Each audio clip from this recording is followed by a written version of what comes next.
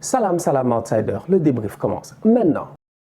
Le Real gagne aujourd'hui 5-0 face au Shakhtar Donetsk et le Real se relance en Ligue des Champions sans aucun problème. Les Madrilènes reprennent le dessus, ils ont 6 points, ils sont bien. Cependant, aujourd'hui, soyons sérieux, le match face au Shakhtar, il n'a pas été simple. Ils ont gagné 5-0, pas de problème. Sur le terrain en tant que tel, la deuxième mi-temps, elle a été extraordinaire, elle a été excellente. Cependant, la première mi-temps, elle a été nulle. Elle a été très nulle. Vinicius et Rodrigo en première mi-temps, ils ne respectent personne. Franchement, à un moment donné, on s'attend à ce qu'ils fassent ce qu'ils ont fait en deuxième mi-temps. C'est quoi? C'est prendre leurs responsabilités. C'est ne pas avoir peur, franchement. C'est de se dire, quel que soit le stade dans lequel ils sont, quelle que soit l'ambiance dans laquelle ils sont, même s'ils sont à des milliers de kilomètres de chez eux, ils ont quand même le maillot du Real Madrid. Sur le terrain, ils doivent avoir un certain courage, en toute honnêteté. Et aujourd'hui, en première mi-temps, je ne l'ai pas vu. Vinicius et Rodrigo, ce qu'ils ont fait en deuxième mi-temps, ils auraient pu le faire pendant 90 minutes. On revient en deuxième mi-temps et là, tu vois le vrai visage des Madrilènes. Parce qu'en première, je suis désolé, à part Toni Kroos, Ferland Mendy et Karim Benzema, je dis c'est les 3 gars qui, chacun sur sa ligne, est en train de faire son taf. Défensivement parlant, Ferland Mendy a été excellent aujourd'hui. Il revenait de blessure. Ça fait longtemps qu'on ne l'a pas vu, Ferland. Et en toute honnêteté, je pense que je parle au nom de tous les fans du Real. Ça fait plaisir de revoir Ferland. C'est un bandit. Papa. Il est sec. Il est sec. Et je sens que Carlo Ancelotti n'est pas bête. Parce que Carlo Ancelotti, aujourd'hui, je me dis de deux choses l'une. Soit il l'a fait jouer dans un rôle un peu plus défensif, conservateur, en tant que latéral aujourd'hui, en se disant que Ferland n'est pas le joueur qu'il est, qu'il devrait être offensivement ou qu'on s'attend à ce qu'il soit offensivement. C'est-à-dire que ce n'est pas un très grand centreur. Oui, c'est vrai, il a fait des actions l'année passée, tout ça, il nous a bluffé, il a marqué des buts, tout.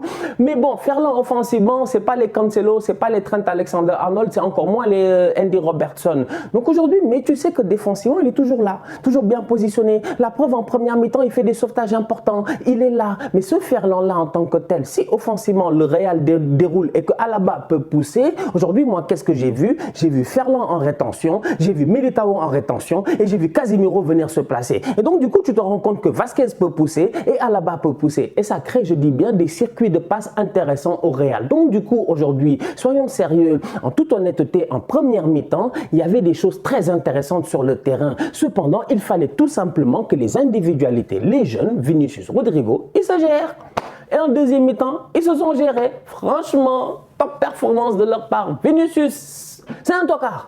C'est un grand tocard. Nous, on le connaît tous. C'est un grand tocard, méga tocard. Mais le boy là, moi, jusqu'à présent, pourquoi moi, Vini, jusqu'à présent, je ne veux pas le rayer de ma liste? C'est parce que Vini, moi, je sais qu'au fond de lui, il y a quelque chose. Il y a un mini talent. Il y a quelque chose, je dis bien, il y a une flamme. Et ça se voit. Vini, tu as vu le but qu'il met en toute honnêteté? Comme je disais, c'est parce que c'est Vini qu'on ne va pas beaucoup parler. Mais ça, Mohamed Salah, Messi, ils mettent ça, on parle jusqu'à demain. Vini, il prend le ballon, il cale, il dribble combien de joueurs dans la surface de réparation? Il a la lucidité de venir finir. Son premier but est encore plus facile parce que encore plus fascinant parce que Vini fait une course de perforation sensationnelle. La passe de Modric est magnifique, mais la course de Vini est très bien. Il a la lucidité encore une fois de contrôler et de fixer le gardien. Donc aujourd'hui quand même, en toute honnêteté, ce Real Madrid là que j'ai vu avec des retours de Toni Kroos qui fait plaisir, excellent aujourd'hui sur le terrain, avec le retour de Ferland Mendy qui fait plaisir.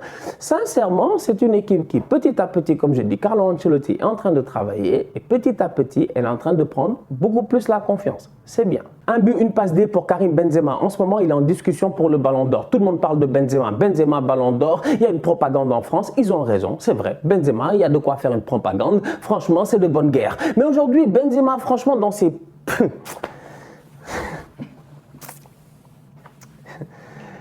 Non, il est fort. Non, franchement, il est trop fort. Il est trop fort. Moi, c'est pas ça, je dis, mais... ouais, je suis d'accord. Non, moi, j'ai dit, je donne le ballon d'or à Messi. Hein. Mais je suis d'accord que si on doit être dans les sentiments, dans les trucs vraiment, c'est-à-dire que si on, je suis d'accord qu'il faut donner ça à Benzema. Non, mais franchement, je suis choqué. Genre, moi-même, je sais plus quoi voter. Arrêtez le ballon d'or. Heureusement, je vote pas. Parce que franchement, je sens que le ballon d'or, si je devais voter, j'allais pas dormir. J'allais pas dormir. C'est pas possible. C'est-à-dire que les boys, là, tu les regardes, tu dis, eux tous, tu as envie de leur donner des ballons d'or. Parce que tous ces enfants-là, en fait, ils savent jouer au football. Et chacun sait jouer au football dans son contexte, dans son milieu, dans sa manière de faire, dans son style. Mais le talent, le plaisir de les voir jouer est toujours là. Et Karim Benzema, aujourd'hui, il fait des affaires face au Shakhtar.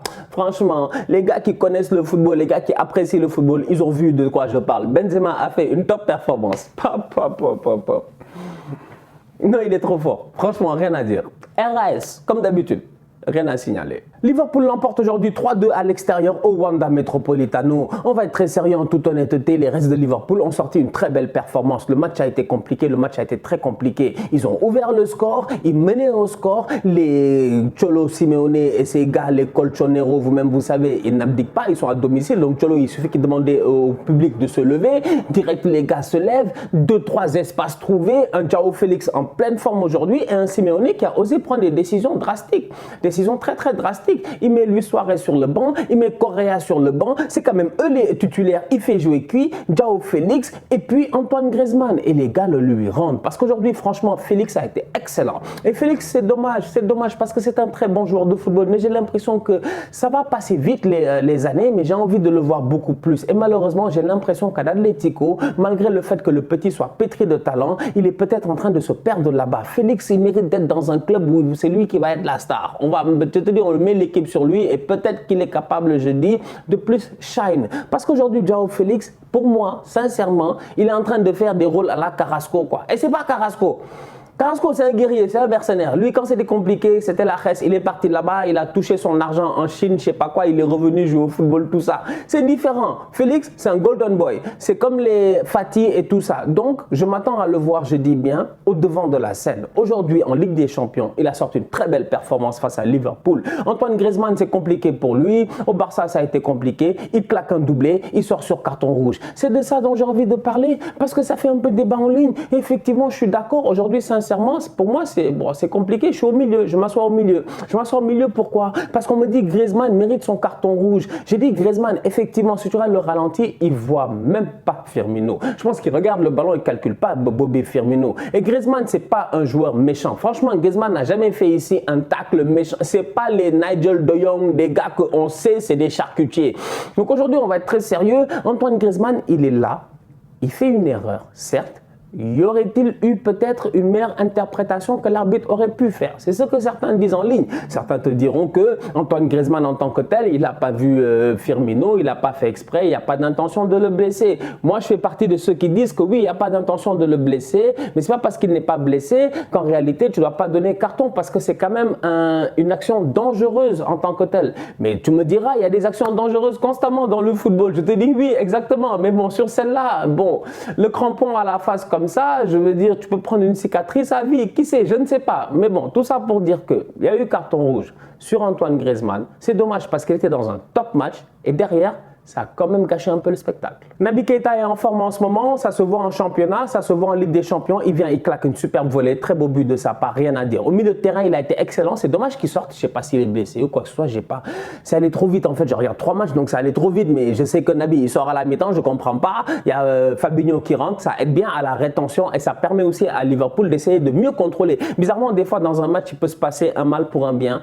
Naby sort, Fabinho rentre et bizarrement, tu te rends compte qu'au milieu de terrain, il y a un peu plus de rétention au niveau de Liverpool. Ils arrivent à tenir plus les attaques de l'Atlético Madrid et quand ils sortent le ballon, ils sont beaucoup plus dangereux. La preuve, ils arrivent, je dis bien, à retourner le score et à prendre l'avantage. Et ça passe à travers 2 joueurs. Mohamed Salah, déjà extraordinaire, rien à dire, top player. Comme j'ai dit, je ne sais pas c'est quoi son problème. S'il cherche le ballon d'or cette année, il n'a qu'à nous dire. Parce que Salah, en ce moment, il fait un début de saison, mais extraordinaire. Extraordinaire. En ce moment, franchement, tu fermes les yeux, on te dit le meilleur joueur au monde, tu peux dire Mohamed Salah et ce serait même pas un blasphème. Ce serait peut-être une réalité. Donc, Mohamed Salah sort encore une fois une top performance, début sensationnel. Il claque un penalty, encore une fois, au Wanda Metropolitano, comme lors de la finale de la Ligue des Champions, face à Tottenham, il y a 2 ans, si je ne me trompe pas. Donc, Mohamed Salah, RAS. De l'autre côté, Jota, en ce début de saison, c'est plus compliqué pour lui. Il sort d'un Euro difficile. On l'a vu avec Cristiano Ronaldo à l'Euro, tout ça, il ne s'est pas géré. Jota, la saison passée, c'était quand même lui qui est arrivé à Liverpool et qui directement a mis Bobby Firmino sur le banc. Cependant, Jota, en ce début de saison, c'est difficile. Aujourd'hui, il rentre face à l'Atlético et sincèrement, il fait une très belle rentrée. Il a failli leur coûter un penalty, mais il leur a amené un penalty. Très bien joué de sa part. La deuxième place du groupe se jouera d'Atlético et le FC Porto. C'est dommage pour le Milan AC parce que là, encore une fois, une autre défaite, c'est dommage. Un peu un manque d'expérience, ils viennent de revenir en Europe, c'est pas grave. Ils auront l'occasion peut-être de revenir et en plus derrière, rien n'est encore mort. Ils peuvent toujours jouer pour l'Europa League. Et puis on sait jamais. L'Atalanta. Il y a 2 ans, ils ne perdent pas leurs 3 premiers matchs ou un truc comme ça. Et après, ils gagnent les 3 derniers. Out of nowhere, ils ont 9 points. Je me rappelle, ou je ne sais pas si c'était un truc comme ça, mais l'Atalanta, ils étaient morts en début de saison en Ligue des Champions et ils sont revenus. Qui sait? Peut-être le même destin pour le Milan. On verra. La famille, on se capte très bientôt pour un nouveau débrief. D'ici là, on continue à liker, on continue à partager. On s'abonne, on est ensemble, on reste en santé. Tous outsiders.